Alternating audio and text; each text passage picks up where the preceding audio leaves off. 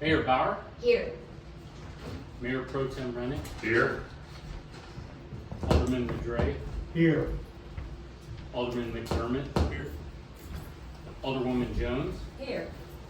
Alderwoman Joseph. Here. Madam Mayor, you have the floor. All right, thank you. All right, let's see. Alderman McDermott, will you lead us in the pledges? Pledge allegiance to the flag of the United States of America and to the republic for which it stands, one nation, under God, indivisible, with liberty and justice for all. Under the Texas flag, I pledge allegiance to thee, Texas, one state, under God, one and indivisible. Thank you. And at this time, David, can I ask you to come up, please, and offer an invocation? So in case you all don't know me, I've been a resident for like 24 years. My name's David Dillman, and just real quick, 90% of my life was spent on a boat sinking, going straight to the bottom. There wasn't a bilge pump big enough, a bucket large enough, no amount of money, no amount of religion was going to save me. What Jesus did on that cross, in the one drop of blood that he shed for me, saved my life. He doesn't come here to condemn anybody. Anybody who believes in him will be saved. So can we bow our heads? Father God, first of all, we give you all the glory, Father God, all the glory for everything that you do, continue to do, and will do in our lives. Father God, I ask for a hedge of protection around all our police officers, first responders, our military. We pray for the nation of Israel for peace, Father God. Peace in the Middle East and peace throughout all nations, Father God. We pray for the tourists that will visit the island this weekend, Father God, that their celebration here for Mardi Gras goes smooth, without any cause or harm, and that they see that this island is just not about partying, but about you, Father God, that our light shines through our residents. Your light shines through our residents. Father God, we lift up the city council to you, Father God, that they may govern by your will, that the state governs by your will, that even those in Washington govern by your will, Father God, and not theirs. In Jesus' name we pray. Amen. Thank you. Thank you. All right, does anybody have any conflicts of interest to note on the agenda? I have none. All right. At this point, we will have public comments. Okay, first of all, Miss Mary Morse.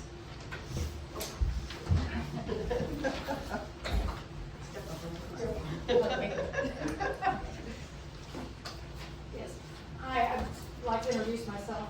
I am Mary Morse. I am running for mayor. I have lived here in Jamaica Beach since August 1999. I've raised my 4 children here. I've served on city council as an alderman from 2006 to 2016. And I just wanted y'all to be able to put a face to the name. And thank you very much. Thank you. All right, next is Mr. Bert Dillman. With 2 N's. Thank you very much. Yes, my name is Bert Gilman. I am running for the alderman position that's coming up here on May 4th and May 3rd. And David Dillman, we're the only 2 Dillmans in Jamaica Beach. So a lot of people ask if we're related, but we're not. But same here. I want to put let everybody see my face and know who I am. I guess my biggest thing is we bought here in 2014, and 3 years ago I retired and we made this our permanent residence. And you can go by and see my house. I'm at 16616 Sandpiper. It's just dirt. We're tearing our house down and we're building a new home. And we're just waiting on our bulkhead to be rebuilt so we can drive piles. But I'm patient. And what I hope to do is help the city with long-term infrastructure. That's kind of my background, being an engineer and working for 4 years, is that I think I can help with a long-term plan and have some vision for 10 and 20-year plans, and not just what are we fixing tomorrow. All right, thank you. Thank you. Thank you. All right, next, Mr. Hans Hoglund.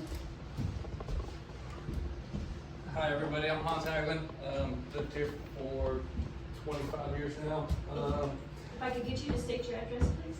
16523 Gene Lafitte, Thank you. and just here for the animal control discussion. Hopefully we can get some change in that to allow chickens in the area to come up with the city around us and most other places around here.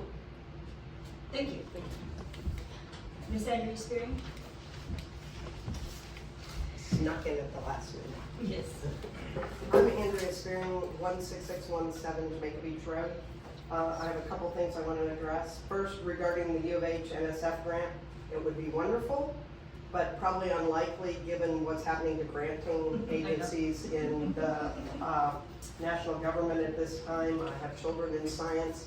Everybody's afraid nothing's getting funded. Item 2, I have a question about that template thing with the structural engineer. As far as what is this template? Is this a pre-approved drawing? Do you still need to hire a structural engineer? And to use that template, do you have to use that specific structural engineer? And who has liability? If you're just using a template, and I guess it's up to the inspector to say you followed the template. I have 3 engineers in my family. I asked them about this, and they all went, oh. We wouldn't put their PEs, I wouldn't put my stamp on something like that. That gives me a lot of liability. So do these templates assume that this particular structural engineer will be the one used? So and I'm sure this will come up in discussion later. I just thought I'd bring forth my points. And finally, why the focus on the definition of single-family homes? Is this an alternative pathway to use zoning as a way to disallow STRs?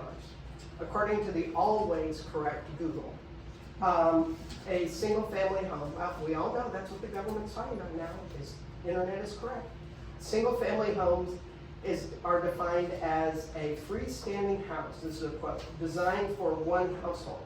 It is typically owned by one person or a family. Does this mean, then, if you want to follow the strict definition, that LLCs cannot own homes that are single-family homes in Jamaica Beach?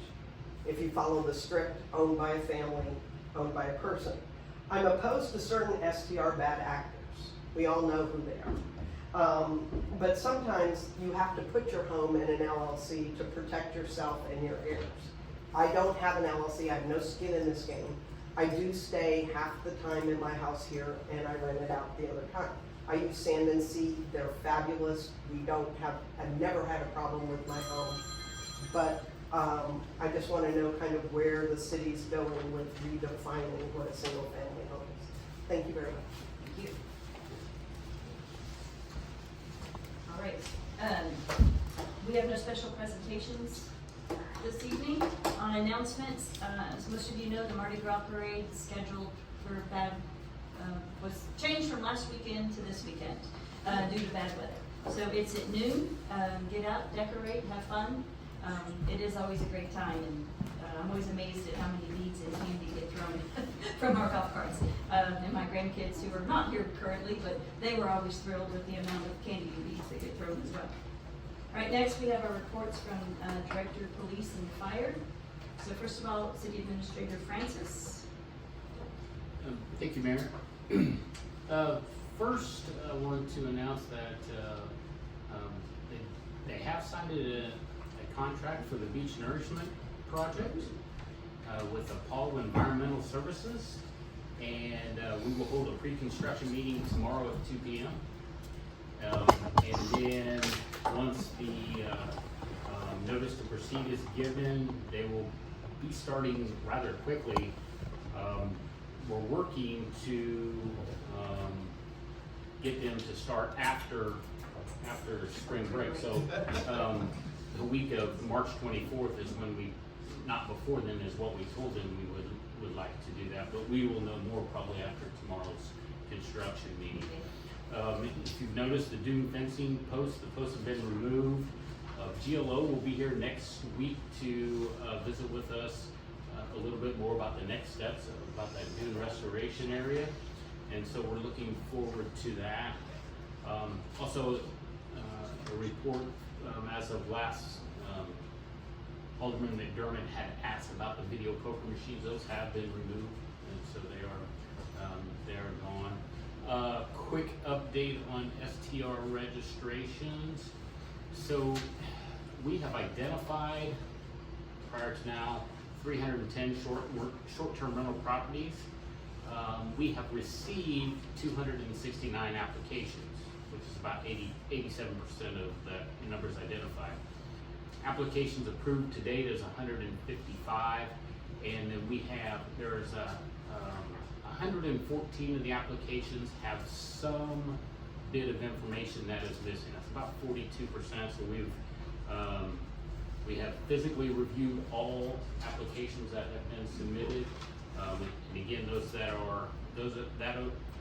are missing information, we've reached back out to them to try to get that information updated so that we can get these completed. And then probably the last thing that I have, I wanted to say that recognize Esther Brigo. Tonight is her last meeting with us. So Esther is going to spread her wings and fly a little bit, but unfortunately she's flying away from Jamaica Beach.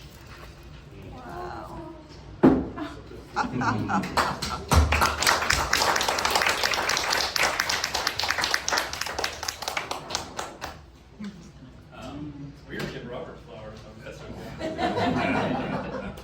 So she has agreed to kind of hang around on a little bit of a limited basis as we work through this transition, but unfortunately it's not permanent. Yeah. All right. I do have, I was gonna say, did you have something, Robert? yeah, I do. Almost 2 years ago, we didn't have a water clerk, okay? And I was asked, can we find something? I said, I have somebody right away. And before, little do y'all know that Esther and I worked together prior to being here. So we've been together almost 8 years. And when we needed somebody as a financial clerk, I was an administrator. The mayor asked me, you think she can handle it? I said, she'll handle it in Excel. And that she did. Esther, we love you. We do. You know how I feel about you. And I thank you for coming over here. I really do, because you're hesitant about that. And not only did the city grow with you, but you grew in the city. And we all love you for being here and the time that you've given us. I think I'm never going to say something to you. Yeah, it was the same story, right? Esther was here when I got elected, and she'd been here all of about a month. And we were trying to close out the bank account, and there were some receipts missing. And so I came in and I said, hey, let's look through Nola's desk and see if we can find these. And Esther starts looking through them, and immediately she was just like, zing, zing, zing, zing, zing. Oh, this should be like this, and this should be like this, and oh, this number should go here, and why is this number not like this? And I'm going. And then when our finance person resigned, I went to Robert and I said, hey, I was so impressed with this lady. I mean, the first time we sat down and worked together, it's like, oh, this lady's sharp. She's really sharp. And then on top of that, it's rare when you get somebody that is as smart and sharp as Esther, and then is also just a great human being, and caring and dedicated and hardworking. And we spent many a long night together. So anyway, Esther, you know how much you're going to be missed. And I think I speak for everyone on the city that how much you're going to be missed. But we wish you the best of luck. And every day when you get to your office within 5 minutes, just think of us, okay? Just be a stranger.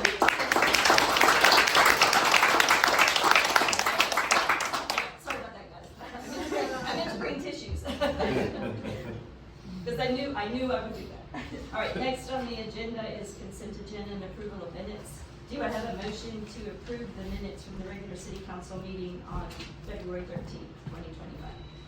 Make the motion. Do I have a Approve the second? minutes. I'll second.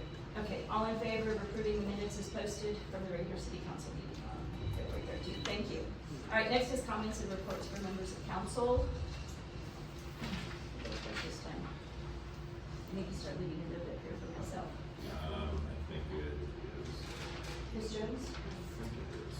thank you. No report, Jones? No report, okay.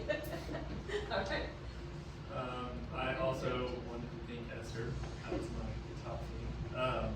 She's done a great job. She's helped me since I got elected to council, and we're gonna really miss her for sure. Good luck. Thank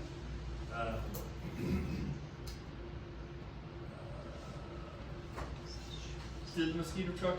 We looked into that some more. I'm gonna ask about mosquito. Matter of fact. You'll hear about this tomorrow, so, the mosquito machine seems to do pretty well. The truck itself needs to be shot. If it was a horse, it would have been. We probably, we're in the market to find a good used vehicle. And, the workman or the company that calibrates the machine and stuff, is scheduling with Katie to come down and go through the initial startup. But we do, we're limping along right now with the city. And I just had one other thing. In the last 6 months, including just this last week, Jamaica Beach short-term rentals have been used as bait locations to set up prostitution stings by the Texas DPS on 2 separate occasions that we know about. That means on 2 separate occasions, sexual criminals have been lured to our neighborhood, driven down our streets, and walked among our residents and children on purpose. It's my understanding that on both occasions, no one from the city was notified of the operations until after the fact. The mayor has reached out to DPS to tell them that Jamaica Beach is not a sting operation community and to stop using it as such. And I think we should all thank her for that. But this happening for the second time in Jamaica Beach within the last 6 months that we know of just proves how STRs can and are being used to attract criminal activities despite arguments to the contrary. I know I'm not alone in saying that I don't want our neighborhood to become a place where this sort of activity occurs, because next time it could be occurring in the rent house next to you, or your children, or your family. So I think it's just something we need to consider as we continue to discuss our STR.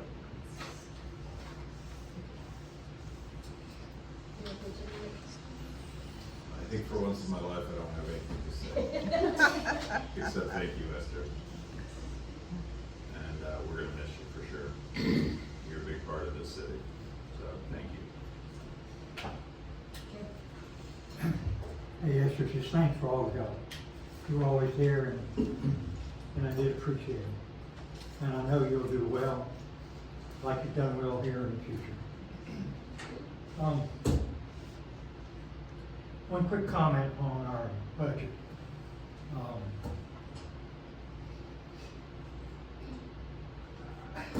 It's difficult for me.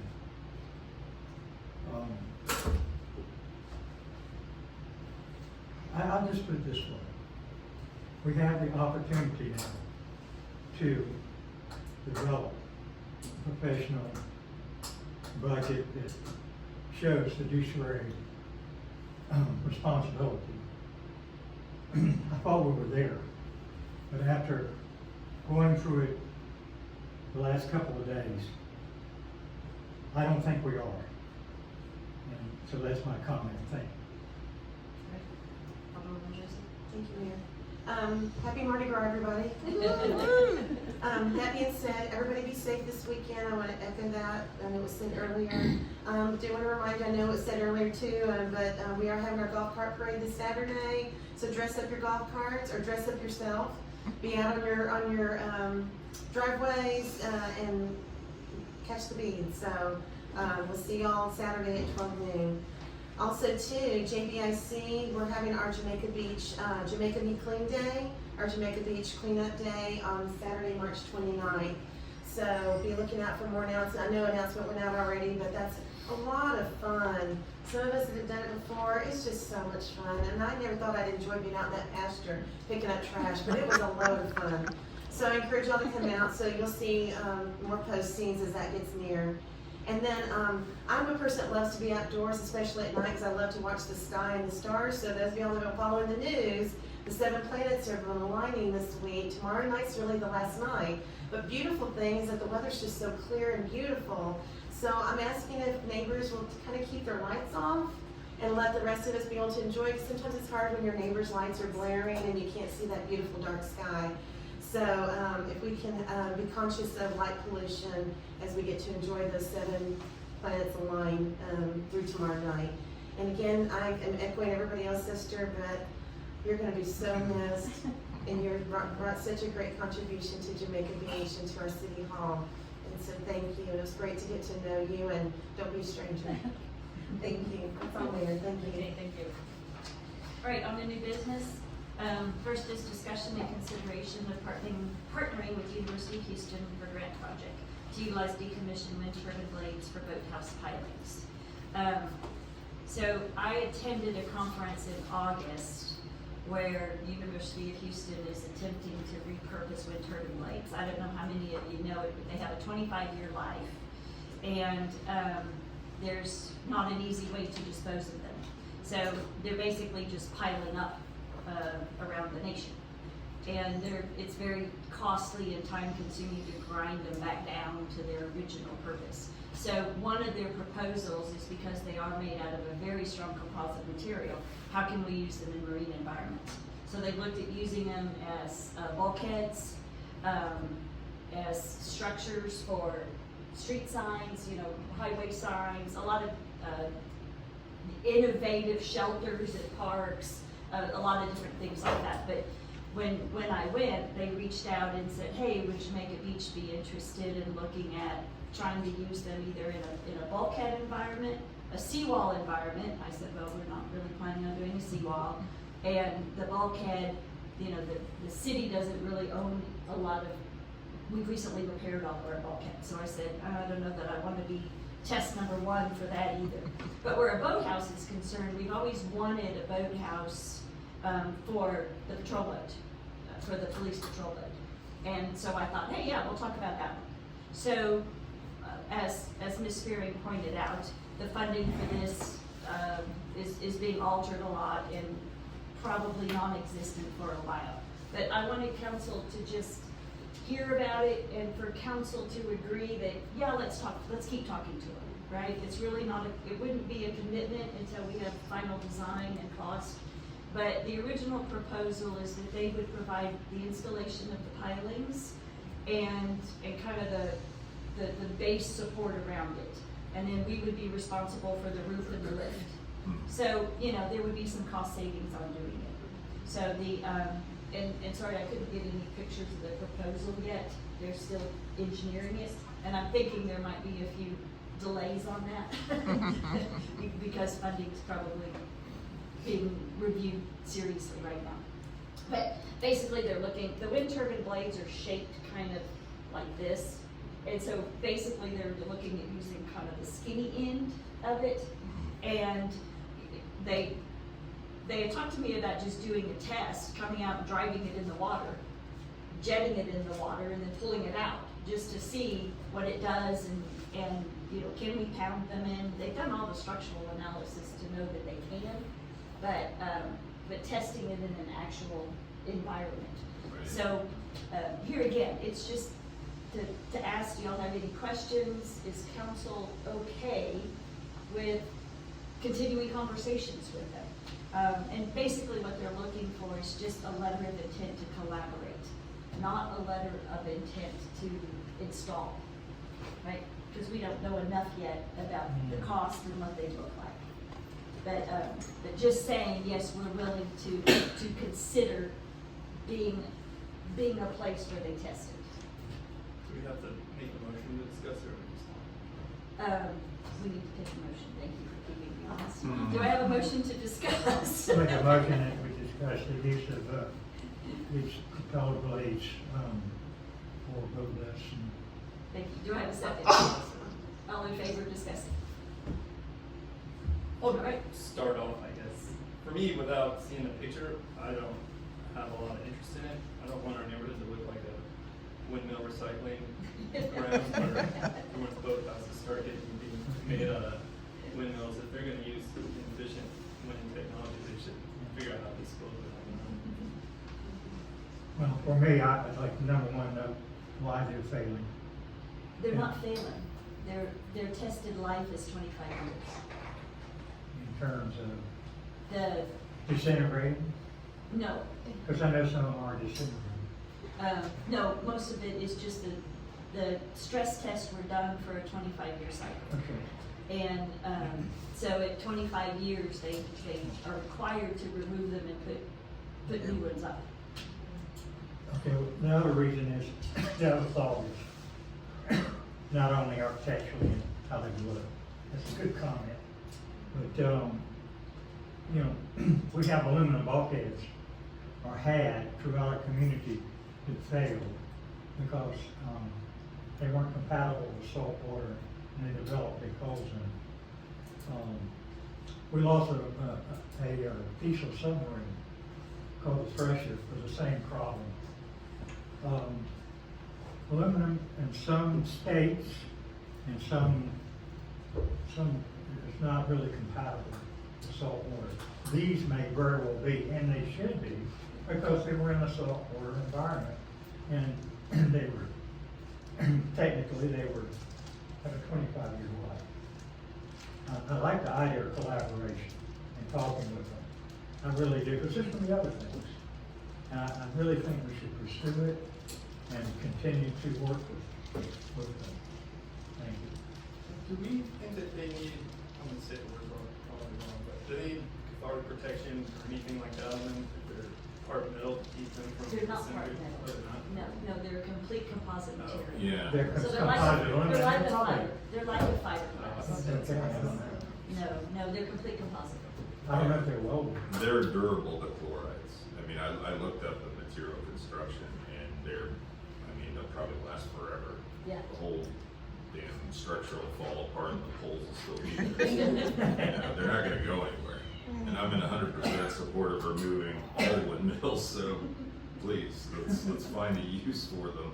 I don't know, I mean, if, I'm with you about the aesthetics, but if they're willing to cut the things down into the same shape as any other, piling, who cares, right? It's the same thing, Well, I they're think white, they're just gonna leave them the way they are. The plan is to use them, the tips of them, because they're fat at the base, and then they curve and get thinner at the end. That's what I was And so thinking. the plan is to use the skinny end, They right? twist a little bit as we get it to the. Well, yeah, they're kind of, There's a yes, curvature. yeah, there's a curvature for wind. I mean, those things are like the length of this room or. Or a city block. Yeah, so the Really. the end they'd be using, yes, there's a little bit of twist to it, but not, we'd be past the worst of the twist. And they are full composite, and they're also beefed up inside. Anyway, here again, it's, So they're actually tolerant, so? they actually, yes, but they have cross support members Yes, built into structural them. support. Structural support, They're not yes. solid. They're not solid, they're mostly empty, but they do have cross members periodically through them.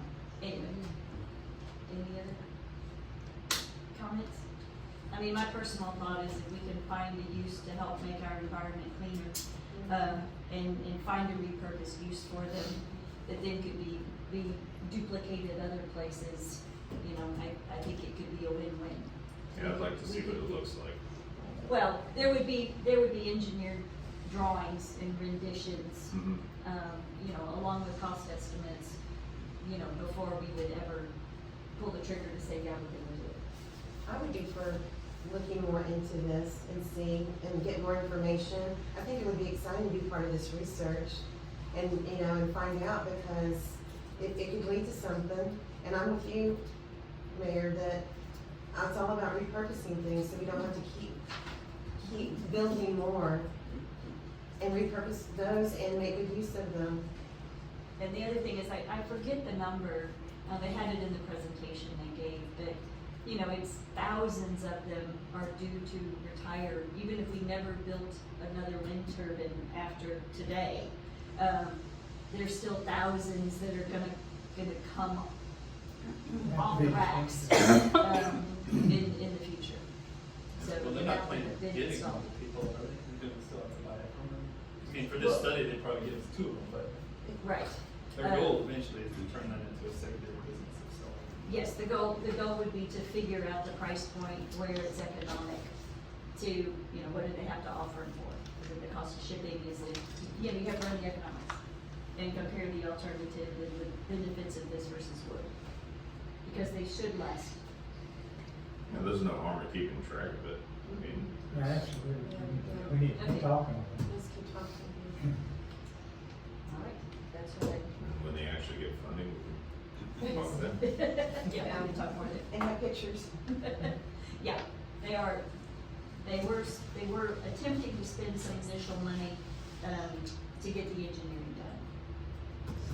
So, all right. Okay. Next on the list is discussion, consideration, and take action, to approve an agreement with Aran Franklin Engineering, to design engineered drawing templates for decks, handrails, exterior stairs, AC generator platforms, and boat docks. Do you have a motion to discuss? Make a motion to discuss. I second it. So basically, codes require you to have, to build to code with engineered drawings for these items. For most of our decks, handrails, exterior staircases, they're pretty cookie cutter, pretty standard in what we do, but it's adding a pretty high cost burden to our citizens to go out and pay $1,000 for an engineered set of drawings to put in a staircase. So I had checked in with Aran Franklin last year about, hey, is there a way to do a standard drawing that then we could either sell to the citizens or give to the citizens to help with the cost of this, but still provide the surety we need that our structures are being built to code and are safe, you know, and aren't gonna end up in our neighbor's yard, in the event of a storm. So they had provided a quote last year, and then as we've gotten more into the permits, and, you know, part of the issue was, well, what do you charge for it, right? I don't feel the city should subsidize, people's repair projects, but I also don't think the city should make money off of these engineering drawings. So we've been running the program a while now, we have a better idea on the numbers, and, you know, we realize that we can easily offer these at a low cost and help the citizens out. So, anyway, that's the basis for this. When I was reading the packet, I kind of read it to understand it's a standard detail more so than a drawing. It's not your particular deck, it's just how the That's right. the piling attaches to the stringers and stuff like that. So it's not to your project, it's more so you don't have to have an engineer every single time you want to put a piling in or set the deck on the piling. How a handrail attaches to the deck or something like that. Yeah. Which makes It- a lot of sense. It is going, I mean, when I had the conversation with Aran Franklin, you know, I said we need the criteria for which these would apply, right? And that needs to be spelled out enough. So clearly, if you are outside the constraints of these drawings, then you've got to go to an engineer and have your specific instance engineered. And then, of course, anytime an individual wants to go out and have their deck, staircase, platform engineered, they're welcome to go out and hire whatever engineering company they want. And Andrea, in answer to your question, no, they would not be required to use this engineering company. And our inspector would still inspect that it was built to those basic design criteria. And that it fit within the limitations of that design. So what would so say I need to replace my staircase, and I use the templates, which I get from Aran Franklin with his PE stamp on it, then I have an issue. And the inspector inspected it and approved them, so is Aran Franklin responsible for any fault if I use his template? Does he assume the liability of me using a template? Because as an engineer, You know, when you stamp something, you say that to the best of my ability, I built this correctly. But he doesn't know how I built it. He just gave me a template. Well, and that's, Can I answer? yeah, No, I think what the basics of it is, and in projects you use this type of standard details a lot. The engineer in his stamp, he stands good for the engineering and from the technical aspect, structural of his detail. The owner is responsible for installing it correctly to those details. The inspector will verify it, okay? And that covers the city and also the owner. Okay. And if there's an issue, say the deck falls down or someone gets a broken leg, it will go in as a claim and basically will be resolved in the manner that I'm talking about in the three types of areas. Does that help? Sort of. Sort of. so it's like you said, the engineer is ascertaining that this design will hold the design loads as code specifies. Yes. To build to. But it will be up to our inspector to make sure that it was built to that, It was installed to the details. to the details. Yeah, and then it's up to the owner to make sure that they hire a qualified contractor to do the installation, and yes, but you still have to have it inspected. What about in a situation where an engineer is engineered a part of the house, and let's say you're adding on or building on something that wasn't there, you have these details. Most engineers, this guy's not gonna think that these details are, he's not gonna stamp that connection probably. Who would own the connection there? I don't know. I haven't seen these details yet, so. Right, we'd have to, I would like to see them. for say a staircase, then the staircase will have to connect to the deck. They usually don't attach to the, I mean, sometimes they attach to the house, but they also frequently attach, it's the pilings that they're attached to. And so, I think that's the reason you see add-ons where someone adds onto their house, they've got a piling here, and then only 3 feet away they have another set of pilings, because the new engineer doesn't want to own that connection to the house. He wants his engineered stuff on the fresh pilings and the sides. Well, if they get an engineer that's gonna design a deck, and he doesn't want to take advantage of the cost break to use the details we provide, then let them do so. Let them pay for their engineer. That's how it works. We're offering the community some help. And Aran Franklin is a great reputation. They're excellent engineers. And so that's what we're offering to the community. If they'd like to go another way, well, that's their business. And you're talking about only certain templates. You're That's not right. talking, you're talking about, it's just the exterior components. Yeah, I mean, if you're modifying your house or adding on to your house in any major way. Well, that's a different story. That's a but different these story. would be like post barrel type things, where Yes. part of your porch rips off, or Yes. part of something Yes. like that. And yeah, it's really if you're repairing your deck or your dock or your stairs, then helping with that cost. The one thing that is not listed on the agenda that we've talked about, adding to it is lower enclosures, Yeah, so like that's right. breakaway walls, like in the lower storage areas. I can see, I don't even know what you're telling. Yeah, so if you need to do some repairs to your lower level enclosure, right, for A and VE zones, there's, To vent or not to vent. yeah, well, our flood mitigation ordinance requires you to vent it, Yeah. right?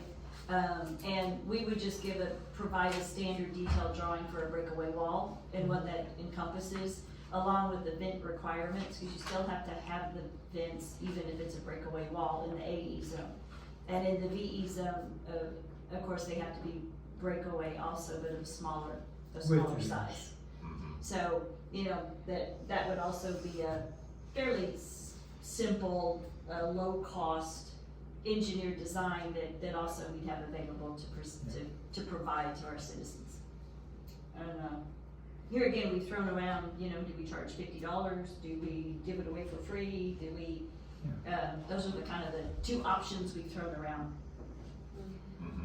But before we just did this, cause the price is under, you know, I mean, that's within Kendall's authority to approve. But this is kind of a conceptual thing. Right. That we clearly wanted council input on. Oh, yeah.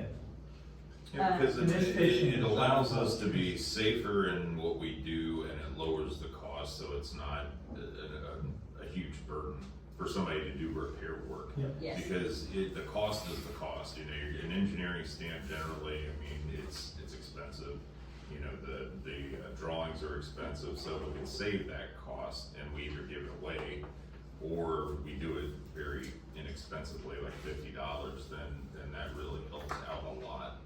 And I think that, you know, for what we're looking at here for the cost of this, and it's a repeatable, you know, template, to me, it makes sense. Also saves a lot of time of waiting for an engineer to come Yes. out. Yeah. Just draw it. Yeah, it does.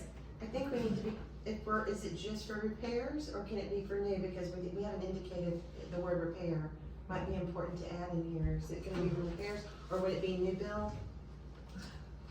Well, you kinda have to look at, what do you call it, I don't know. it's basically, we'll look and it might, you know, it's probably gonna require the inspector to say, yeah, this applies or this doesn't apply, right? Yeah, I just didn't know. Cause it's primarily for repair, but oftentimes when we repair, we replace pilings at the same time. So in that instance, it's somewhat new, but it's still in an old house, But for right? decks, handrails, The AC. stairs, that's where I think of, what if someone wants a new staircase, or, Well, that's what this would be. right, I just didn't know what constitutes brand new, in a new location, or just They can be used in spitballing here, 'cause- practically any location. Yeah, it Yeah. could be any location. okay, so it doesn't necessarily have to be repair, it could be, I want a new staircase over here, Yeah, like like the generators. Yep. yeah, That would be something new probably. probably. But these things can be used. It's for What standard, Mary's less complicated offering jobs. is really Yes. something You know, that is. Yeah. if you're doing something Really valuable extravagant, for you our gotta go citizens. in. There's only 7 things listed on this quote: design a boat slip with deck above, Right. open Yeah. deck, stairs, AC generator, platform, and handrails. Yeah. Yeah. The simple stuff. Yeah. And we were going to see about getting them to add to the quote, the details for downstairs enclosures. Right on. I think it's a- Okay, Yep. Yeah. okay, do I have a motion to approve engaging Aran Franklin Engineering to, design engineered drawing templates for locks, handrails, exterior stairs, general players from the boat docks, and add to it downstairs enclosures for both the AE zone and BE zone? I'll make a motion to approve as stated. Do I have a second? I'll second that. Okay, all in favor? All right, thank you. Okay, next thing on the agenda is discussion and consideration of amending both the animal and zoning ordinances. Do I have a motion to discuss? I'll make the motion to discuss the animal issue And zoning. and zoning. Yes. I'll second. I didn't realize we had a problem. Okay, Yeah. so basically we've had requests from citizens to look at updating our animal zoning ordinance and bringing it in line with more current, practices and more current, concerns.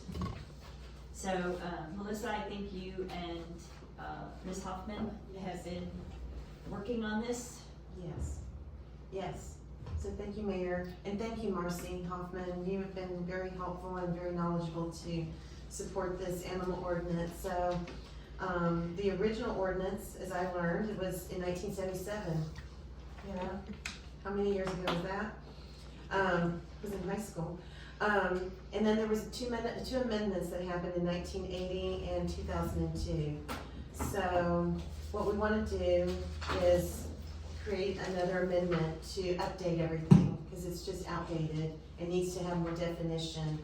And so the reasons that we want to look at this is to provide clarity on what groups of animals are we talking about, and Also look at, there's some inaccurate use of biological terms for the animals. So some things that we wanna maybe look at to bring more up-to-date information is advocate for proper vaccination, look at care and standards areas for the animals, and define noise and distress and good welfare for the animals in our communities, our village. Also, something that everybody thinks about, talks about is animal increment rules and fines. Make sure that it's being carefully, everybody's following through to take care of our properties and your animals are not pooping everywhere and leaving it. That's both on land and beach. So we know that that can be a problem too on the beach. We want to also make sure about dogs, prohibiting dogs or other animals from being chained up, providing minimum space for them to thrive. You know, there's heat when it gets really, really hot outside and the animal is very confined, and also too when it's very, very cold outside. And then also, to your point, sir, the consideration of chickens. You know, the price of eggs is going up. You want to try a chicken? I do. I think that would be really fun. So, yes, the consideration of chickens. And also this, you know, having this updated ordinance and following through with getting it updated will also give our police officers good resources and also give them clarity on expectations and what to do when they get calls on any animal nuisance. The other thing too, which I really appreciate with Marcy's knowledge, is that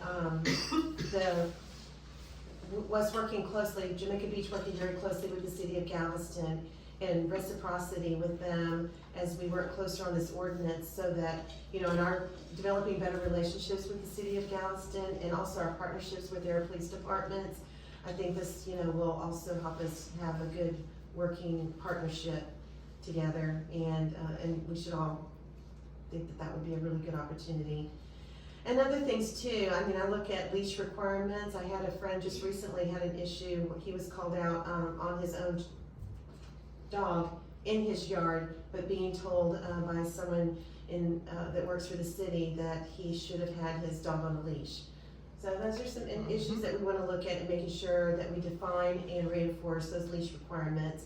And in that same sentence, you know, providing definitions on those leash requirements, and also roaming, dogs that roam that are not confined, you know, being cared for and confined to where they should belong.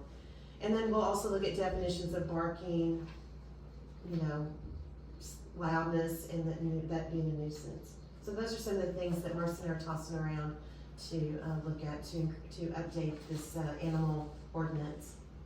So really, this is just a discussion. Does council have any real concerns, issues, things they want to make absolutely sure is in the ordinance? And then we'll work on, Galveston has a really good one. Marcy's been looking into it, and, you know, we'll take that one and kind of modify and tweak it. That's the plan. But before we do that, this is just a discussion to make sure we are in alignment about what should be in it. Yes, Ms. Jones? Well, I don't know how many have owned chickens, but I have.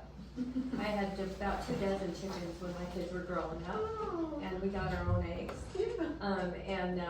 And you know, they become pets. They'll follow you around, and they're really pretty fun.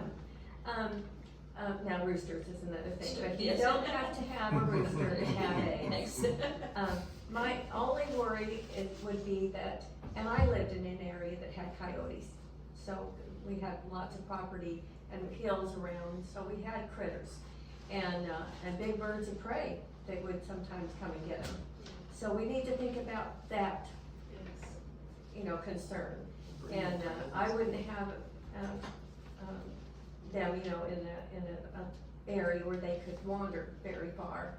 But they have some pretty nice, you know, little hen houses now that you can buy. You can pay on Amazon.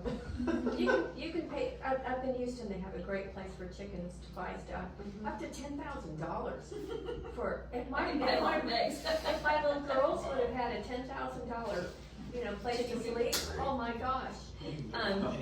But I think that it really is something that I've heard for years, why can't we have chickens? Yes, well, you know, Key West, they let all their roosters run around and float around, wherever you guess. Yeah, they do. But I do think they should be contained. I mean, keep your chickens in your yard. And they're great for, bugs. They'll eat Yes. every bug. We never had bugs with my kids growing up, because my chickens ate them all. Yeah. So, Okay, so we have, I'm very pro chicken as well. Nice. Are you happy about this discussion? You What are we can gonna put kids do about over to the play with them. What are we gonna do about Yeah, the coyotes that will visit them? absolutely. that's up to the owner to protect the chickens. That's another point, is that all of your, leftovers, your chickens will eat out all of it. So you can put stuff out there and now it's gone in a few So help our minutes. sewer plant. And your neighbors love them. Yeah. Coyotes Probably eat better meat. for the environment to have chickens than to have windmill boathouses. The other thing too is currently the animal ordinance, was it 3 or 4 domestic animals allowed? 3. And I'm actually in favor of eliminating that. Our deed restrictions speak to it. I think we can reference the deed restrictions, in our ordinance to state, you can, reference the deed restrictions. But I believe we should eliminate the numbers. I mean, we have people who foster, and the concern with numbers is the noise and havoc they can create if they're not properly cared for and managed. And I think if we have in our ordinance something about barking nuisance animals, and the police have something they can do about barking nuisance animals, then the numbers doesn't matter. We have a lot of people who foster, and then I know I inherited one dog from my daughter, and I know people who have more than they like, because family's gone overseas assignment, or the child's allergic, or, and suddenly you've gone from 3 dogs to 5 dogs. And which one are you gonna get rid of? So, that's my preference, is that we do away with specifying a number. If it becomes an issue that our language about noise and noise, isn't effective, that we have the deed restrictions to fall back on. We're also not enforcing it now anyway, so having it in there is pretty Well, silly. that's the other thing too, is we look the other way when people have more than 3. And It's not just dogs too, people have cats. that's right. They Yeah, have that's right. hamsters or bunnies. Yeah, I how do have you some really friends with define a bunnies. domestic animal? Yeah. And then where's the chicken fall into that, Yeah. Oh, you can have 3 chickens, that's it. But that's where the right, Marcia, And that's where the no definitions will My come wife would in. have 10 cats, so You want the number? please don't give it We'll tell her the deed restrictions apply. Oh, And check your section, terrible. but it's probably only 2. I think there's You definitely mentioned some good point. language we could Yeah. clean up in here, like vicious animal is very loosely defined. Well, and that's right. So can't we just write a whole new amendment that overwrites the other 3, or do we? That's what I would recommend. Yeah. That's what I think too. I don't think Yeah. we're amending, I think we're approving an all new one, All which new will one. eliminate and overwrite the previous 3. Yeah. So we're basically putting a new ordinance together for the, Yes, That's what I would recommend. yeah, Makes the most sense. yeah. It's cleaner, and you don't have to reference 3 old ones. Right. Okay, any other comments, discussion, Let's bring the chickens out of the preferences, shadow. wishes? Just don't count them before they're hatched. I guess to that, my question is, what do you need me to be doing? Marcy, are we gonna take the Galveston one and tweak it? Do we? I think because of the reciprocity agreement, that's the way we should go, because it would be hard if you were an officer and you got a call to our city to know what are the rules here that I'm trying to enforce. Which right now there are no rules really, so, that is what I would do, but we can look at surrounding cities, change the language however we like, but I think the content and the law the way the Okay. law would read it, it should match Galveston. Okay. But no licensing, no permitting, none of that thing, just hoping to encourage good Can I- ownership. Can I ask, I mean, I know I've asked you and Melissa to work on this jointly. Can y'all send a draft to Kendall of a modified Galveston ordinance? Then he can take it and review it and tweak it and do any other research that's needed, and then, maybe not next meeting, but the meeting after that, we'd have it ready, for consideration. Yes. And thank y'all for allowing me to help with this. I do work in the animal well-being realm in my professional job, so I'm not just a crazy dog lover. Secretly that is an actual title. Animal lover. Yeah, all things. Okay, so Kendall, does that sound like a reasonable? That's Yeah. path forward? Okay. Marcy, I'll put something together and send it to you. So with chickens, there's no like risk of, I mean, Bird is flu? it, well, yeah. I mean, just any kind of, infectious avian disease flu. or, yeah, I mean, They'd be confined to your yard also, so. We can't protect from everything. I just don't know. I'm just asking the question.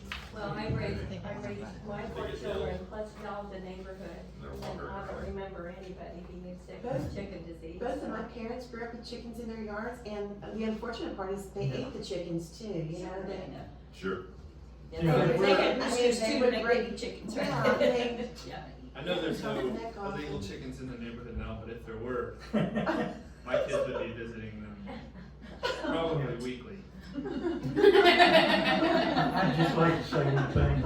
I never got eggs from them. I'd like to say one thing.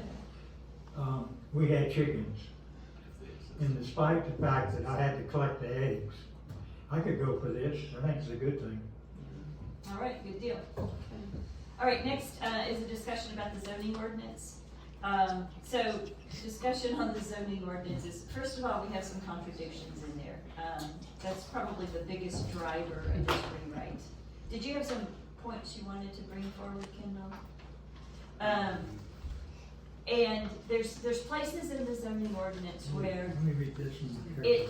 it states you can I didn't see this. go Well, I into wanna the be build there. line with stairs, bay windows, gutters, eaves, overhangs. And then in the next section, or a few sections back, it says we follow all the JBIC setbacks and all the JBIC rules. There is a conflict. And so JBIC is, no, everything has to be within the build line. So if you look aerially down, eaves, bay windows, everything has to be within that build line. Is this in the packet? It wasn't in my packet. Yeah, it's- No, it didn't come out, a copy of the zoning ordinance. I didn't think you wanted 40 pages. Yes. So What ordinance is this, so we can go back and look? it It's, is 2017-1. And I can, excuse me, 2019. I was gonna say it's 7, 2019, isn't it? Okay. Yeah, the original one was back, this is amended, but,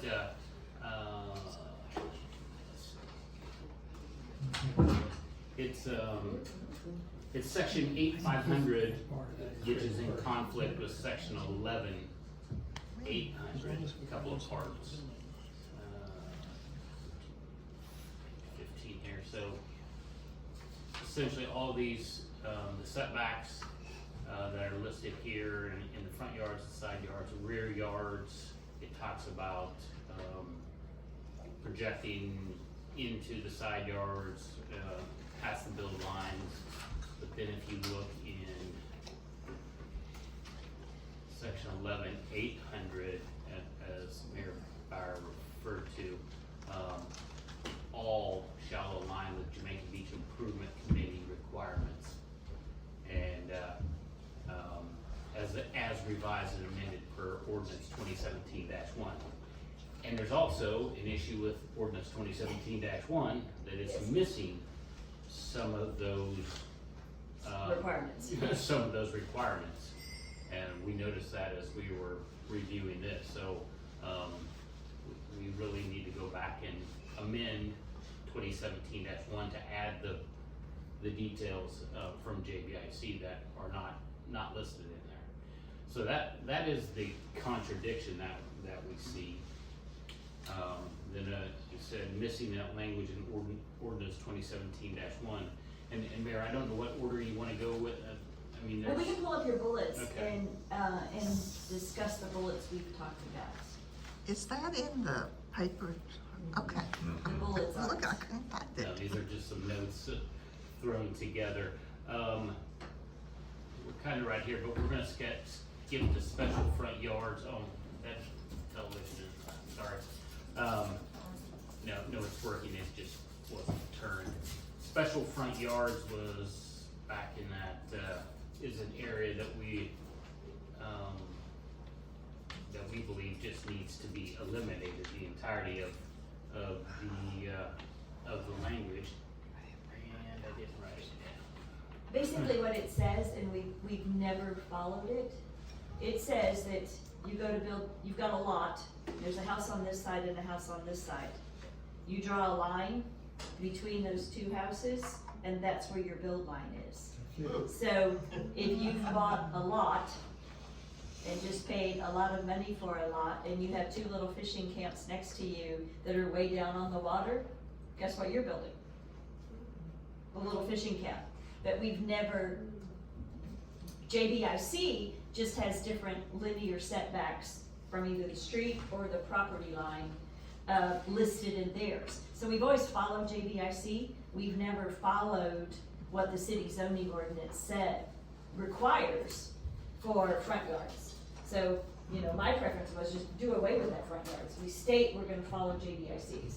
And JBICs are all a little bit different per section, but basically they're all most of them are about 25 feet, but some of them are 15 to 25 feet from the property line is your required front setback, depending on your section. Now, there is an issue with that one section that opted out of JBIC, Yeah, right? there is it just one or is there two sections? Not all of the city is in JBIC, Yeah. that is correct. So for a front setback, we still might have to put something in here that it follows JBIC, and all properties need a minimum of this. So maybe whatever the minimum is for all the areas, we would say that at a minimum, any setback will be 15 feet. That covers those areas not under JBIC jurisdiction. And I guess if we haven't said this discussion is to basically agree that it needs to be redone, and then we will send this to the Planning and Zoning Commission to let them That's do right. the heavy lifting. Yes. We're not going to, as a council, set and work through this. We'll make some recommendations, they'll hammer out the changes, and then send it to us for approval. Yeah. So, and like I said, these were spitball notes just to make sure I talked about everything. So I'm gonna skip down here to allowance for lifts, cause that really fits in with these contradictions on setbacks. That we do believe that an allowance could or should be made for A cargo lift. A cargo lift. There's also maybe consideration for a second set of stairs. The second form of egress, that it, maybe that would justify going outside the build lines. Again, that, I don't think that's JBIC's philosophy, but it is something, I think should be considered. You can do that currently with the variance, right? There's a process to get the variance on that? Yeah, there is, but we kind of I've highly heard it's very discourage. cumbersome. It is, it's It is. expensive, it's cumbersome, and also, the setbacks are there for a reason. They're to protect all homeowners, and really, it's not encouraged to go for variance. You wouldn't want a variance next door to you that allowed somebody to build a deck hanging over your yard. Our setbacks are there to maintain the spatial feel of our neighborhood. Right. And even if it's a deck and that's the issue with the staircase too, right, is. I think even more so with the staircase. Yeah, the lift, I mean, you're not gonna hang out on the lift. A staircase, you can hang out on it.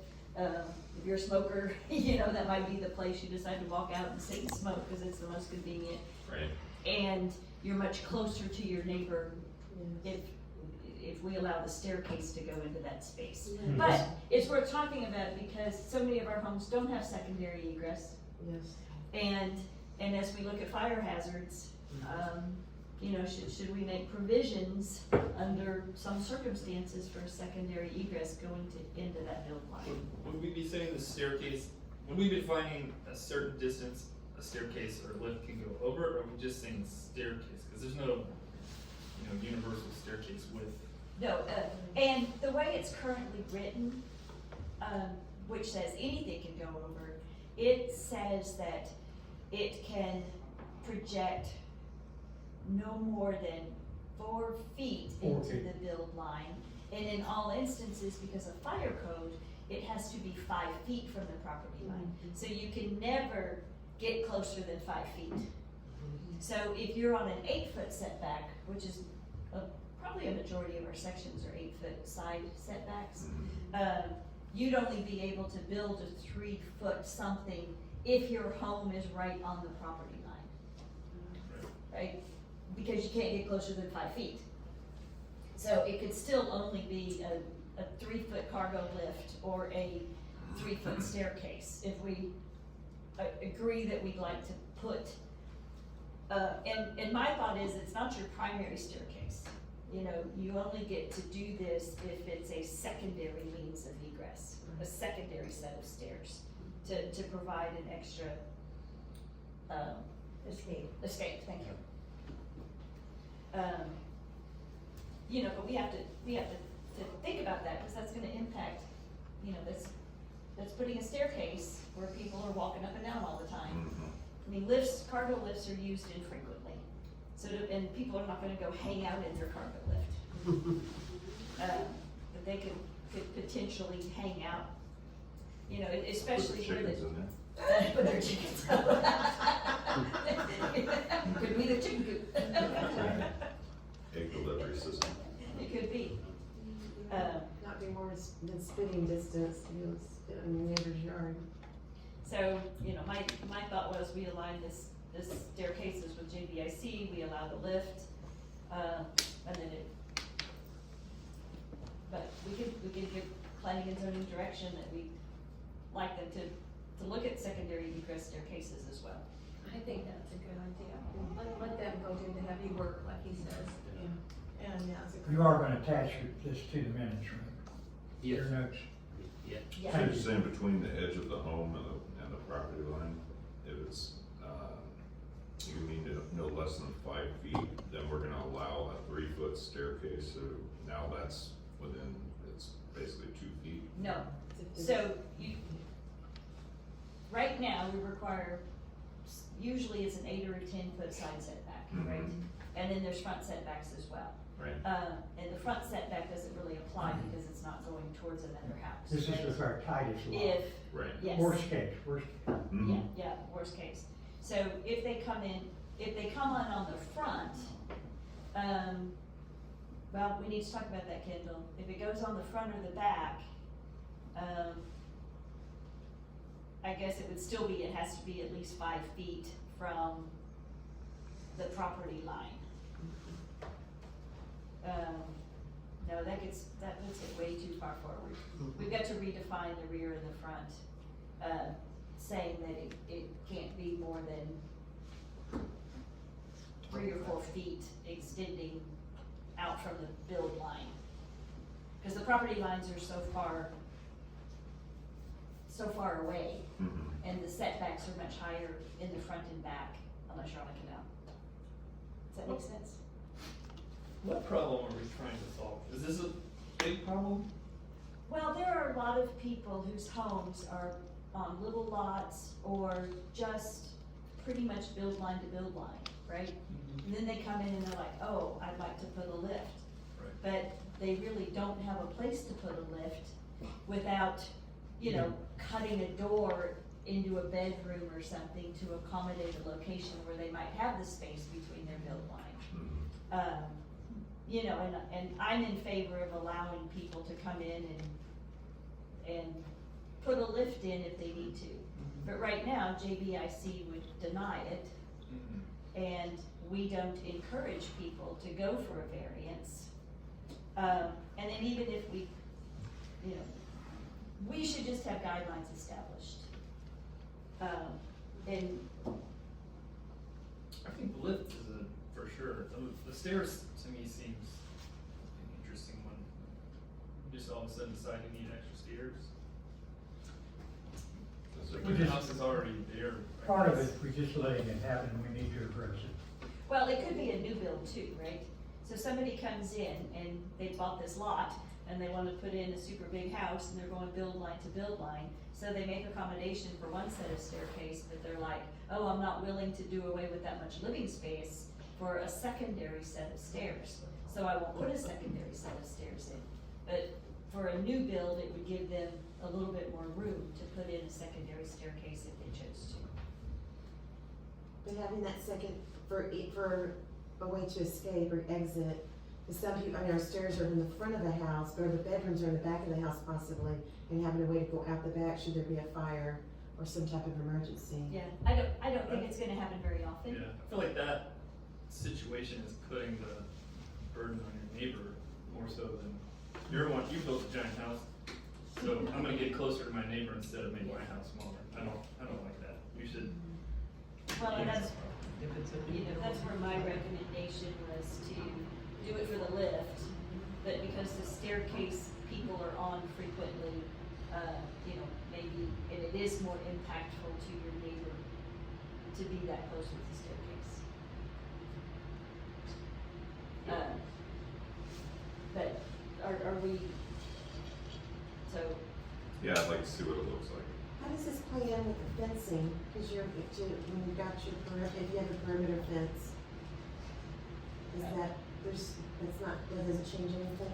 Okay. yeah, you can fence on your property line. Okay. Or you could fence inside your property line and it might sit right next to your lift, but you're still the right distance from your neighbor. Gotcha. Okay, so I'm hearing lift for sure. Yeah.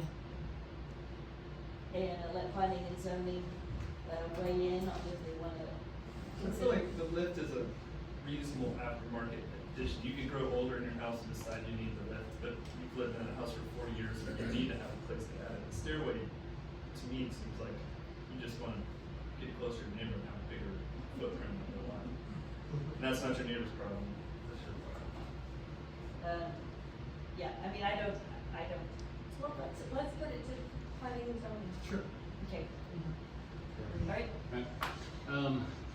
We can skip back to this one, the 13-foot limit into it. Now, this is something we bump up against a lot.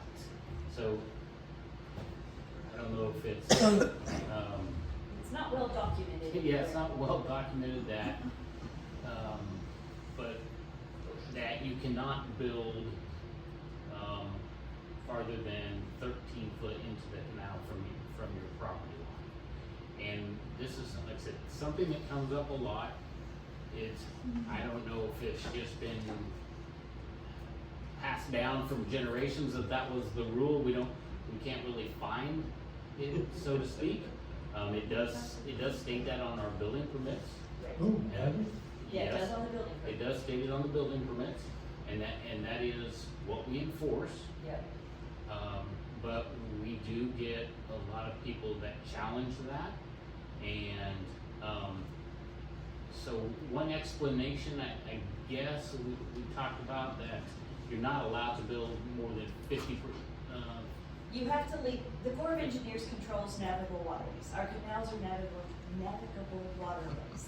And the Corps says in the navigable waterway, you cannot constrain more than 50% of the navigable water.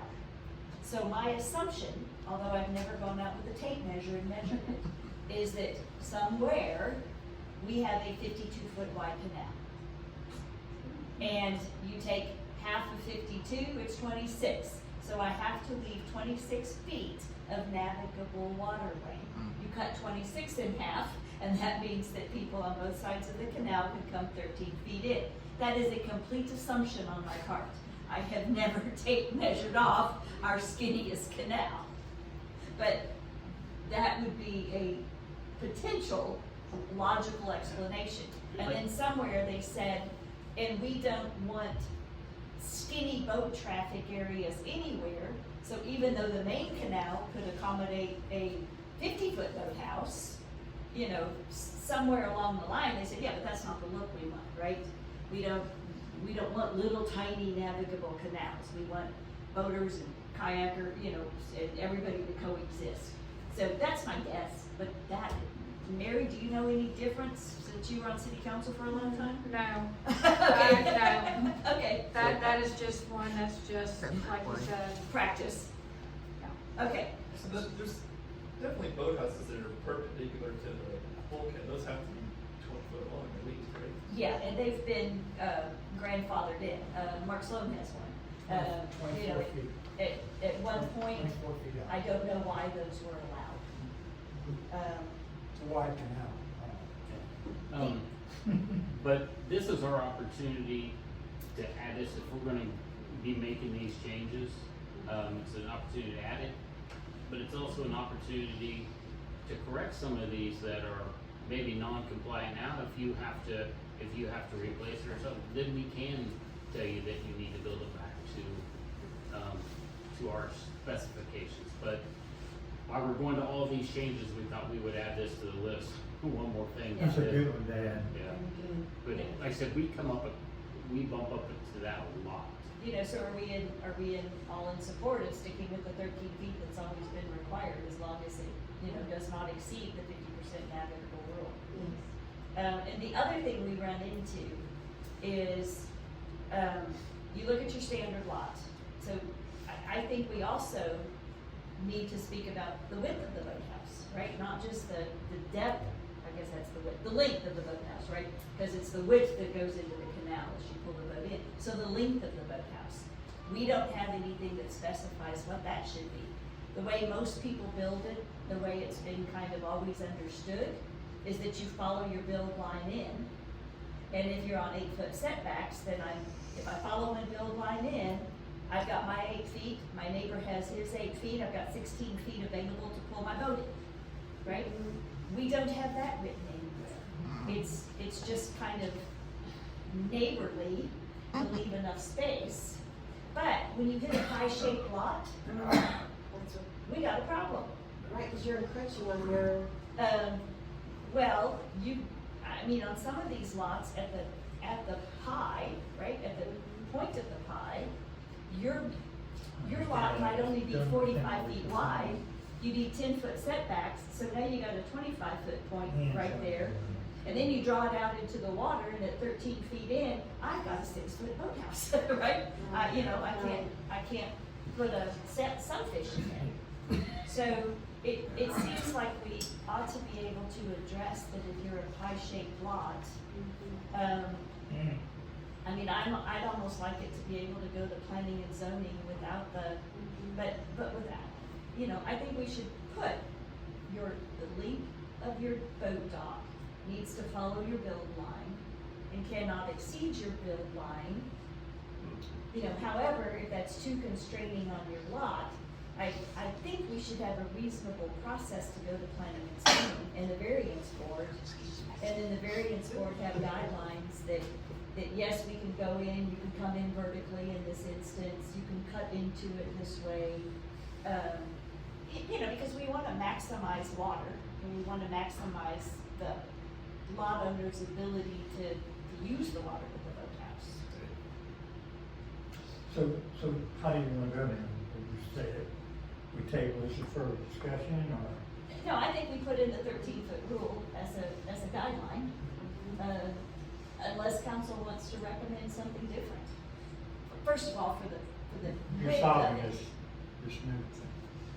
I think we need to give planning and zoning an indication of which direction council would like to go. I mean, we're gonna have to approve or disapprove whatever they put forward, so I think the more alignment we can gain before they hash it out, the better we are. Okay, so that's your point.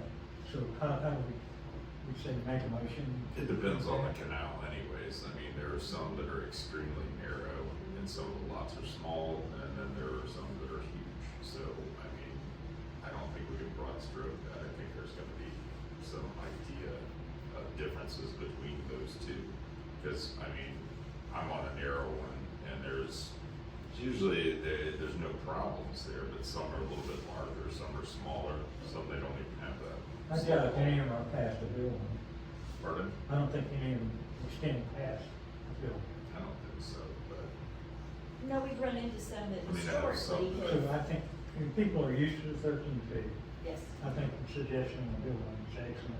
Why don't we just do that and give them that direction?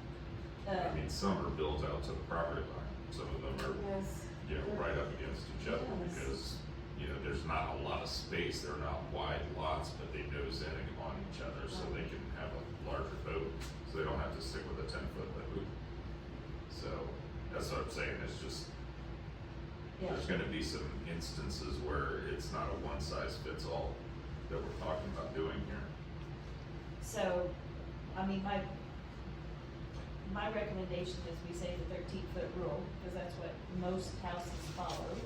And then we say you follow the build line in, but recognize that if that doesn't work on your lot, you'll need to go take it to planning and zoning for a variance. So if you buy a lot that's super narrow, you know, or pie-shaped, you know, you need to factor in, you're gonna have to do a $750 variance to get your boathouse. And the ones that are existing are existing. Yes. Yeah, they're right.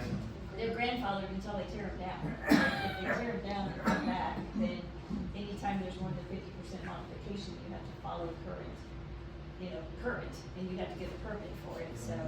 So remember to repair 25%. Exactly, that's right. So Kendall, what kind of, you said you get a lot on this, what's an example of, that you get calls on this? Well, it's just that very fact that, they wanna build out further than 13 feet. Okay. Or that they have built out further than 13 feet without a building permit and some things like that. We have to have the ability to enforce that and the ability to say, you're gonna cut your dock back. Different things like that, but we get quite a few of these.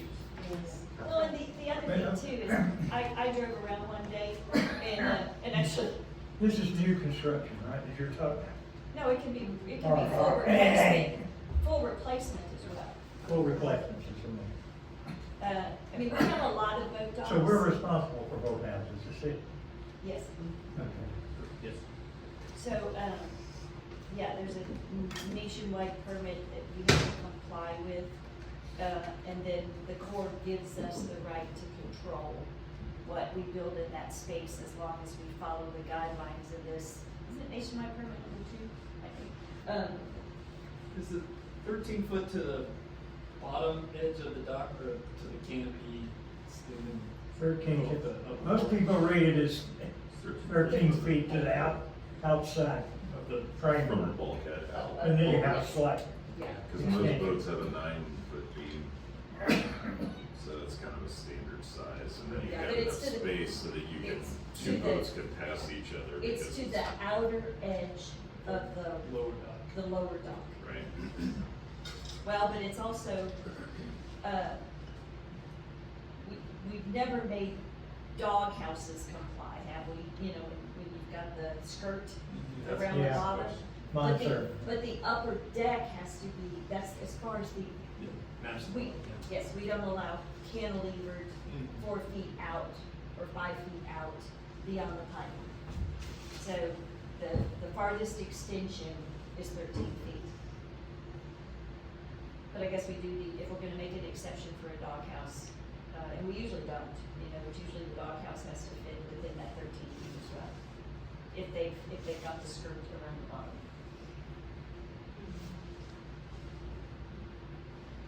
Okay? The last two are somewhat together, so, Oh, also we had put in there, are we gonna talk about definition of commercial? yeah, we did, I guess we did have that note, but then, I wasn't sure if you wanted to continue with that. So basically, we don't have a definition of commercial in our ordinance, in the zoning ordinance. It has the rules where it says, you know, here's what you can and can't do in these different zoning districts, right? And basically, all it says is that we're single-family residential, right? But it doesn't specify anything. And, you know, I'm okay kind of leaving it that way. You know, I mean, if somebody's making t-shirts in their house, that's a commercial activity, but it's not impacting the neighbors in any way, right? But wanted to make sure that there wasn't any feeling that we needed to further define or better define what a commercial activity is. Or if we wanted to put anything to the effect that, you know, no commercial activity that impacts your neighbor negatively, you know, but we don't have anything that's spelled out in there. I think that should all just go back to if there's a nuisance or Okay. if there's any issue or there's any interruptions or problems that happen. Deal with it that way. I I mean, mean, that's how I would do it. I would That's not. my thought, I just wanted to make sure council agrees. Yeah, I mean, you know, nobody's pretty, Some people work from their home. Yeah. They make a living doing things from their home. I don't think you should impede on that. I agree, I just wanted to make sure. illegal's everybody- illegal, I mean, like, if it's a grow farmer, that's. I think Well, we when have, you hear the loud- I think we have penal codes. When you hear the loud boom, like I've heard in Oklahoma, when you have the loud boom, then you know that that's violated the noise ordinance. There you go, see? Or when you've got bright lights shining out of their attic space. Oh. Exactly. And strange Something's going on. smells. It's very pungent I around. think we resort to the nuisance. Yeah, I agree. I don't think we should. Okay, So the next one's about parking RVs and trailers on your properties and restrictions or guidelines for allowing that. So the deed restrictions allow for boat trailers to be parked in your front yard. yeah, but it basically says, the deed restrictions basically say that your boat trailer needs to be behind your build line. Well, that's what JBIC is too. The JPIC deed restrictions, that's what I Say, said, sorry, okay. yes. The deed restrictions reside with JPIC. But there are no guidelines for utility Regular trailers, utility trailers, recreational vehicles, RVs, yeah, campers, things And like that. permanent versus temporary. Like if somebody just has it there for, Yeah, and that's Ever, the second, right? the second part of the temporary use RVs, but this is just everyday, that's where you store that. Yeah, And so as we're, again, these are just things we wanted to bring before you to see if that's something you wanted to try to address. you know, do you wanna say that any non-passenger wheeled apparatus, right? You know, must sit 10 feet back from the property line? Or just leave it, you know, right now, we can park anything we want in the driveway for as long as we want, and the tongue can sit on the edge of the driveway and the edge of the road. some people, that's their second getaway, you know, they go off in their RVs, but they need a place to park it. I think there's a difference between using that and using it when you need to, as opposed to someone living on their lot, in Well, their, we don't allow, it does say that you, not to live in it. right, we don't allow you to live in an RV on your property. That's good. You know, and I just wanted to discuss, you know, do we, Well, can I bring up something, and it mentions it post-storm, and after. that's a different discussion. So, Okay. talking about temporary use of RVs, we're gonna get to that. Okay. This is just a discussion about people have utility trailers and they have RVs parked in their driveway, and they're all the way to the edge of the street, right? Okay. So, I'm not saying you can't park them there, I'm saying, do we want, it's just like the deed restrictions. They say you can have a boat trailer, right? But it's got to be behind your build line, Right. your front build line. Is it 10 feet or is it 15? It depends on the Probably section. yeah, right. It says it must be behind your build line. Right. And honest, and I don't know that we enforce that. We don't. But that is what it sounds. You know, so if we did it in the zoning ordinance, it would be something that said any non-passenger or basically we're talking trailers, RVs, boat trailers, you know, do we want to allow them to be parked anywhere in the driveway, anywhere on the property? Or do we wanna say they need to, if they're on the driveway, they need to set somewhere back? Pretty water-based community, I think lots of people have boats and lots of boats and should be able to park them in the driveway. That's what they're doing now. Yeah. Don't hurt anybody. Yeah. As long as I'm not impeding traffic, Yeah. I don't see any harm in it. Okay, Yeah. all right. Very good. I've had a lot of people come to me and say, can't we get some of these farther back off the road? You know, cause the noses are right at the edge of the road. Yeah, just sticking out on the road, that's a different situation. Right.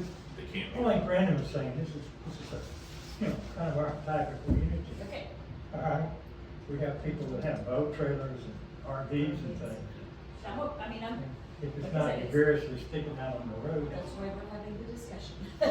Or Okay, Storage blocking ain't view, cheap. or blocking view, could that be an issue, like for safety reasons going down the street? It's blocking, well, it would have to be in the road to block the view, right? good point, good point. Or the site triangle, and that could be, Yeah. that could be an issue. Okay, so we won't address that. The temporary use of RVs is, to Alderwoman Jones's, point, so in normal situations,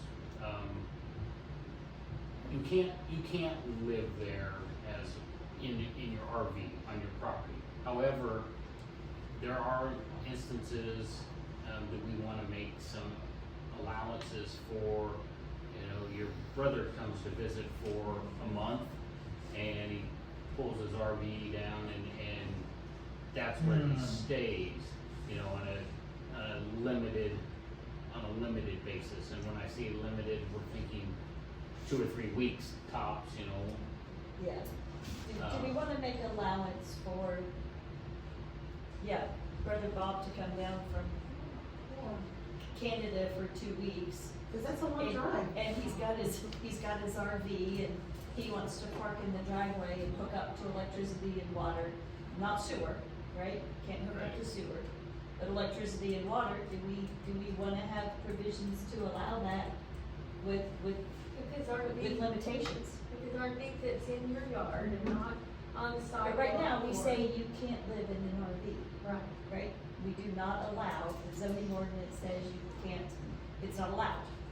So technically, if Brother Bob was there for 2 weeks, it's not allowed, right? So do we wanna make provisions under certain circumstances, or, you know, come to City Hall and somehow you I notify think you should it? come and get a free There's stickers. sticker for Yeah, temporary. almost like a sticker. permit, but That not way really. nobody will hassle you, it'll have a date on it, whatever. Is that enforced anyways? Like a we permit. should have a permit or something. Huh? It's not enforced anyways. Well, no, we haven't, if we find somebody hooked Do up you want me to living send in you it. addresses? Huh? Should I send you addresses? Yeah. We've made other people Well, move just- them and well, get out of them. Well, just Yeah. like, we ask our police department when we go on vacation, they'll come and watch our homes. We can notify the police department, say, my brother Billy is coming in to stay for 3 weeks. He's not permanent, and he'll be, leaving after 3 weeks. But, yeah, I think that's something we need to consider. Shouldn't there be a cap on the length of stay? 30, Well, Yeah. not more than, No more than 30 30 days. days, keep it like being, if Short my brother term. stayed Yeah. for more than 3 weeks, I'd be, Well, this might help residents, you can't be here more than 30 days. Sorry, Bob, you gotta go. You gotta go. I think we should, and I like that, but, Somehow like the idea of a permit or something, what happens when Brother Bob's here a Well, I year think later. it's just, come get a placard Yeah. from the city. You don't have to pay for it. That has a date on it. yeah, that way at least informs the police Yes. that someone is there until this date. Don't get hassled. I like that. That's really good. All right, so now the other situation is a disaster type or a post-storm, and, again, you can't, you know, if your home's destroyed, you can't live in your RV. But I think we should this make would be an provisions for that. opportunity to Yes. make a provision. I I think, do too. I think we should make provisions that if there is a,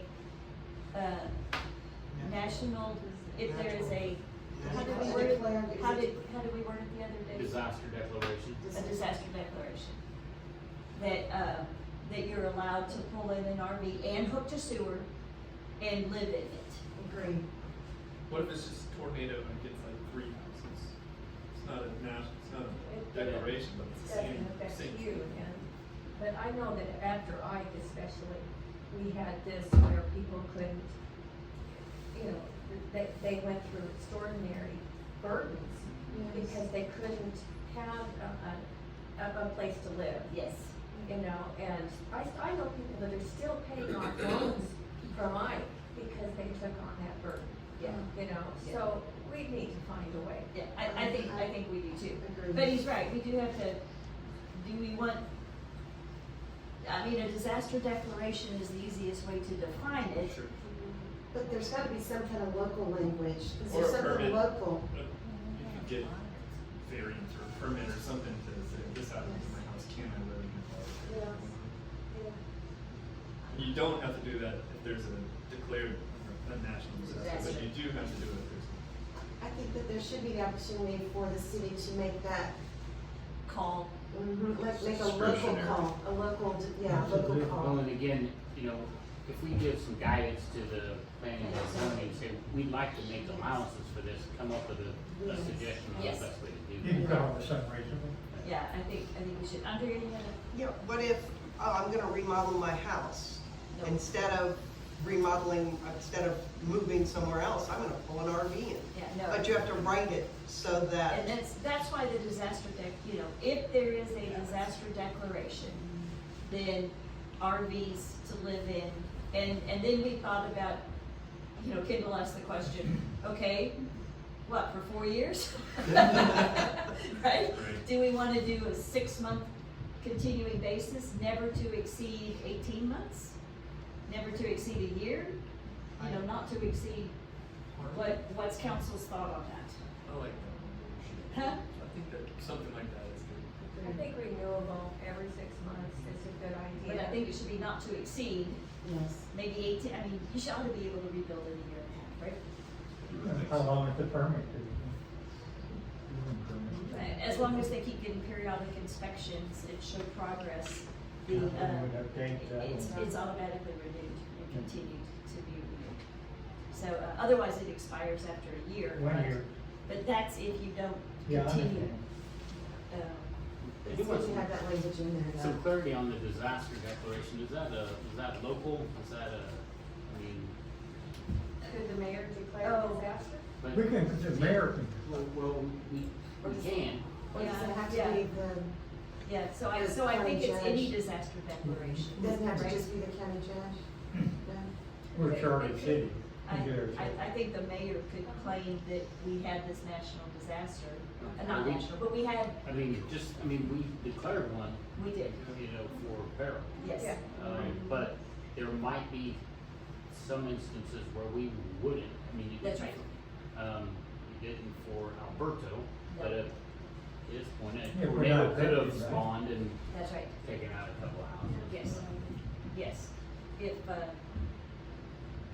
yeah, and the mayor would have to look at that, you know, and say, okay, and maybe it's just a resolution by city council that in this instance, It you should know, be our discretion, we're- I mean, if we're there's triggering that. if and there's then a all of a natural sudden- disaster, no matter what the size is, we have to make that determination at that time. But again, let me some direction to the planning and zoning, and let them maybe come up with some suggestions.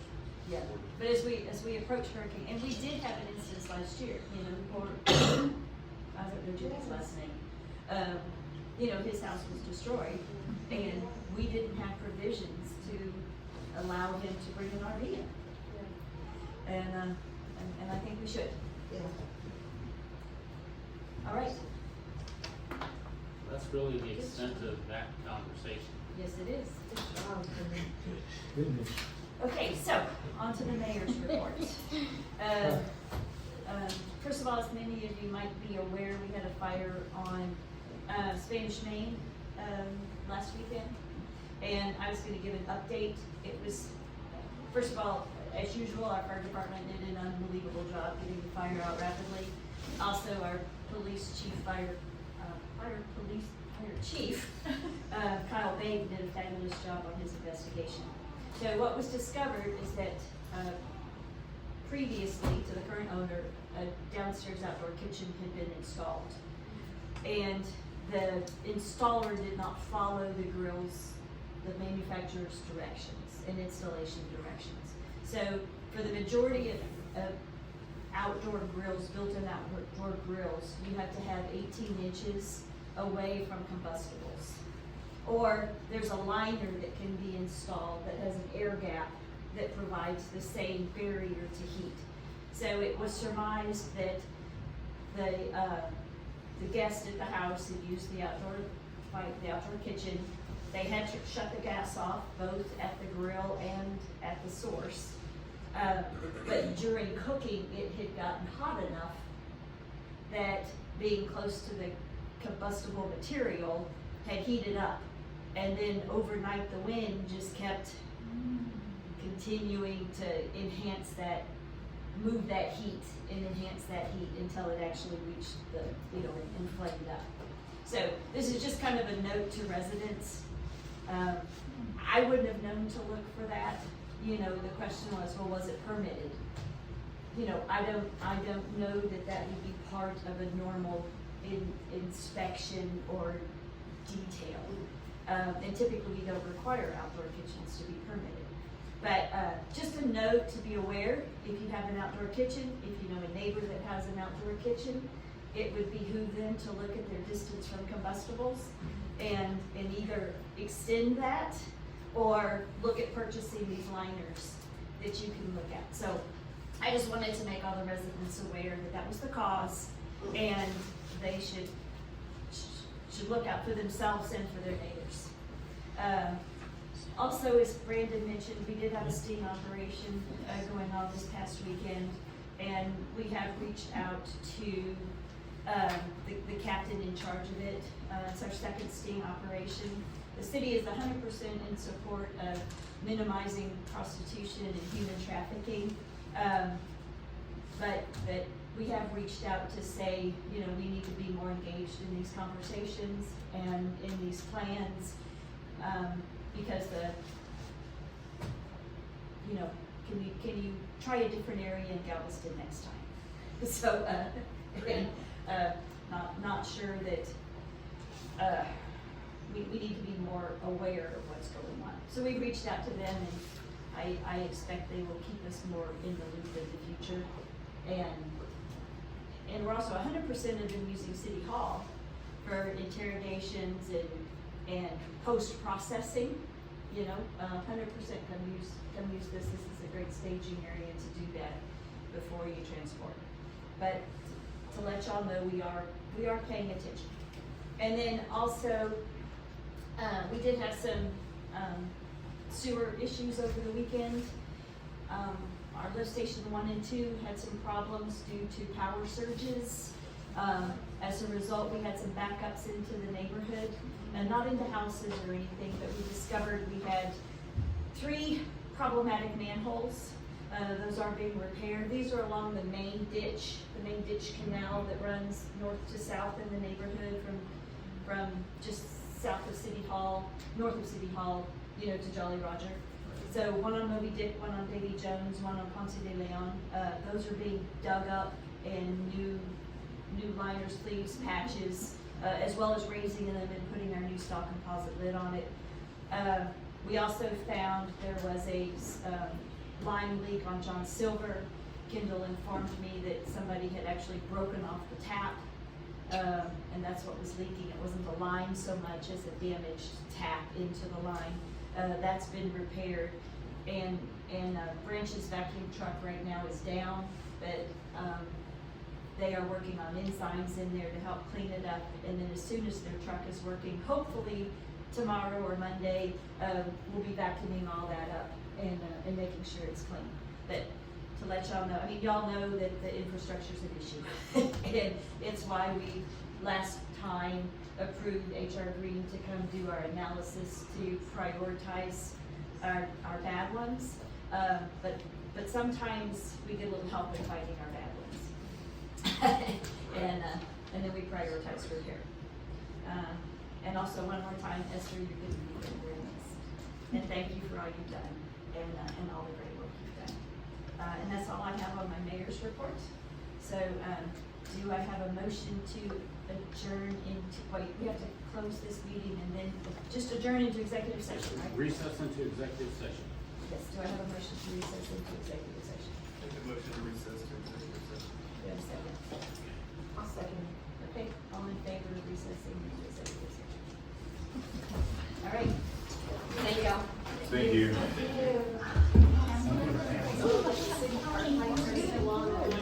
And we're talking about light pollution.